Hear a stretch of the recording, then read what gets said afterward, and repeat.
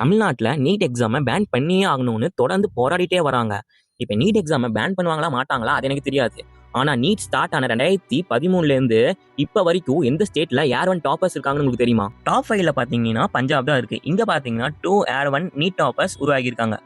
Top 4ல மகாராஷ்டிரா தான் இருக்குது. இங்கே பார்த்தீங்கன்னா இங்கேயும் 2 ஏர் ஒன் நீட் டாப்பர்ஸ் இருக்காங்க. அண்ட் இங்கே நிறைய கோச்சிங் சென்டர் இருக்கிறதுனால நிறைய ஸ்டூடெண்ட் குவாலிஃபை ஆகிடுறாங்க.